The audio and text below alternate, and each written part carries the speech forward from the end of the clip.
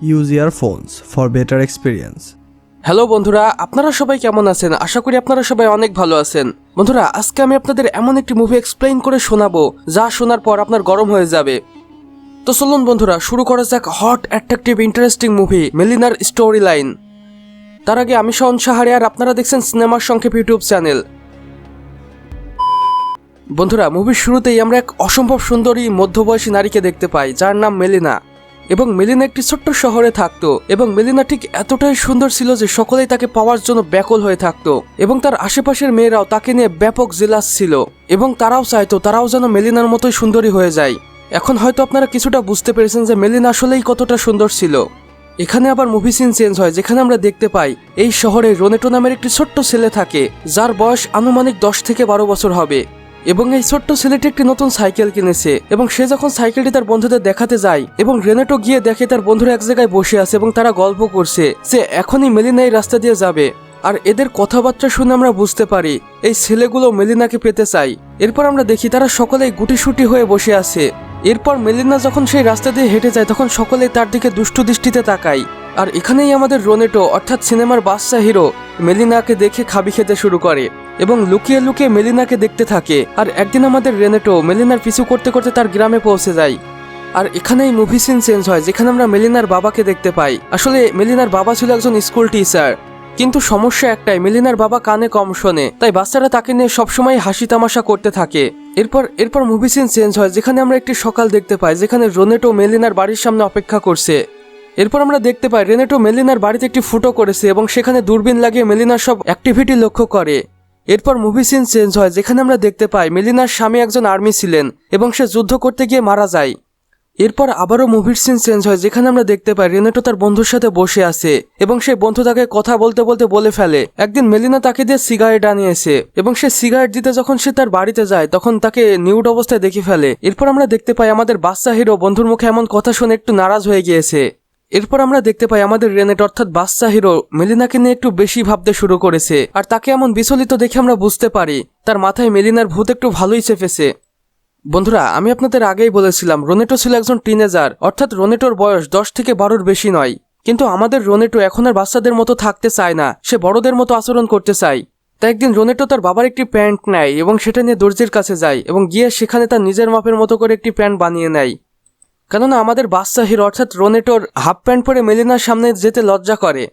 এরপর আমরা দেখতে পাই প্যান্ট কাটার কথা রেনেটোর বাবা জেনে গিয়েছে এবং জেনে গিয়ে সে ভীষণ রেগে যায় এবং রেনেটোকে মারধর করতে থাকে। এরপর মুভির সিন চেঞ্জ হয়, যেখানে আমরা দেখতে পাই আমাদের রেনেটো মেলিনার বাড়িতে রাতে চলে গিয়েছে এবং সেখানে সে যে ফটোটি করেছিল সেটা দিয়ে সবকিছুই দেখার চেষ্টা করে। কিন্তু মেলিনা কোনোভাবেই জানতো না যে কেউ একজন তার উপর নজর রাখছে। এরপর মুভি সিন চেঞ্জ হয়, যেখানে আমরা জানতে পারি মেলিনার কাছে একটি খবর এসেছে আর সেটা হলো তার স্বামী যুদ্ধে গিয়ে মারা গিয়েছে। আর তার স্বামীর মৃত্যুর খবর শুনে মেলিনা অনেক ভেঙে পড়ে এবং এই শহর ত্যাগ করে সে তার বাবার কাছে চলে যায়। এরপর আমরা দেখতে পাই রেনেটো মেলিনার বাড়ি চলে এসেছে এবং এখানে এসে সে শুনে কিছু মধ্যবয়সী লোক মেলিনাকে নিয়ে খারাপ সমালোচনা করছে এবং তারা মেলিনাকে দুশ্চরিত্রাও বলে। আর এই কথাটি শুনে আমাদের রেনেটোর মন খারাপ হয়ে যায় এবং সে মনে মনে ভাবতে থাকে মেলিনা কেমন আমি তো সবটাই জানি, তাই আমাকে প্রমাণ করতে হবে মেলিনা একজন ভালো মানুষ ছিল। এরপর আমরা দেখতে পাই রেনেটো মেলিনার বাবার বাড়ি চলে গিয়েছে এবং সেখানে গিয়ে সে মেলিনাকে বলে তুমি চিন্তা করো না, আমি তোমার পাশে আছি, আমি তোমাকে যে কোনো পরিস্থিতিতে সাহায্য করব, শুধু আমাকে একটু বড় হতে দাও। তাই বলে রেনেটো গডের কাছে প্রার্থনা করতে থাকে। এরপর মুভি সিন চেঞ্জ হয়, যেখানে আমরা মেলিনার বাবাকে দেখতে পাই যার কাছে একটি উড়ো চিঠি এসেছে এবং সেই চিঠিতে লেখা আছে আপনার মেয়ে একজন দুশ্চরিত্রা নারী এবং এই শহরের সকলের সাথে তার অবৈধ সম্পর্ক রয়েছে। আর এই লেখাটি পড়েই মেলিনার বাবা অনেক কষ্ট পায়, যা আমরা তার মুখের দিকে তাকিয়ে স্পষ্ট বুঝতে পারি। এরপরে আমরা দেখতে পাই মেলিনার বাবা রেগে গিয়ে মেলিনাকে বাড়ি থেকে বের করে দিয়েছে।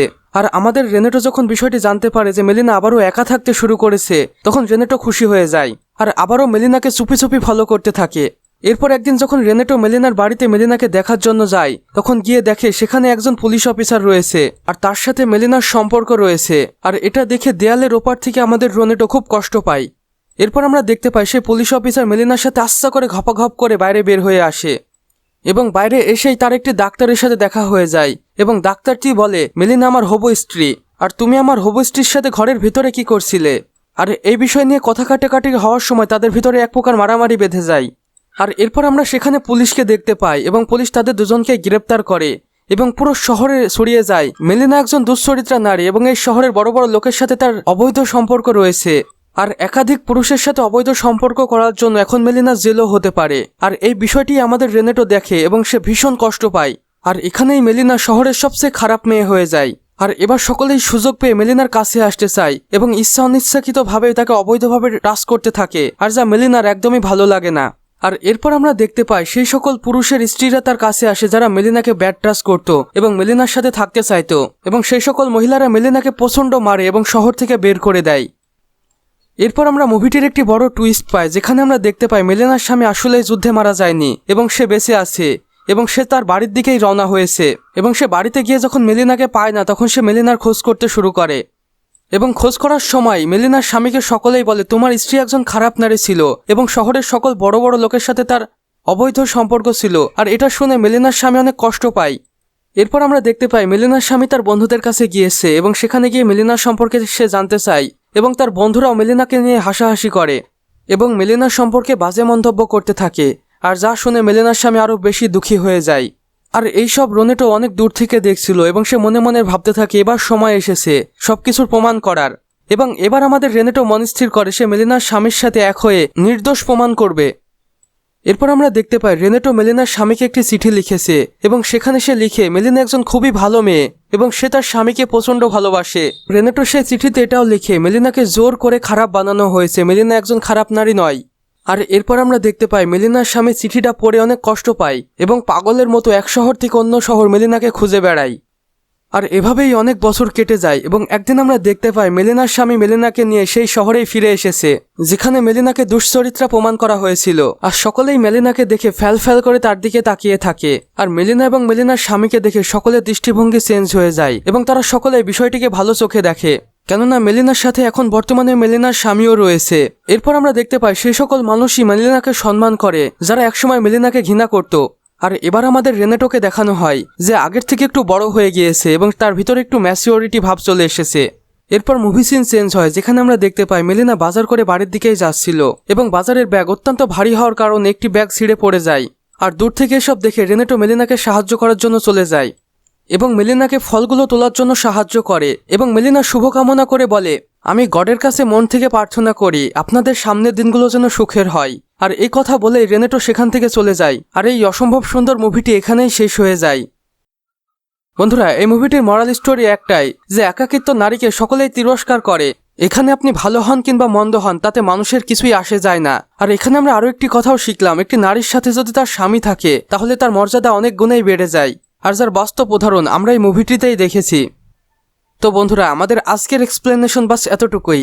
ভিডিওটি ভালো লাগলে অবশ্যই একটি লাইক করে দিবেন এবং কমেন্ট করে জানাবেন আমাদের আজকের ভিডিওটি আপনাদের কেমন লেগেছে। চাইলে আপনার বন্ধুদের সাথে শেয়ারও করতে পারেন।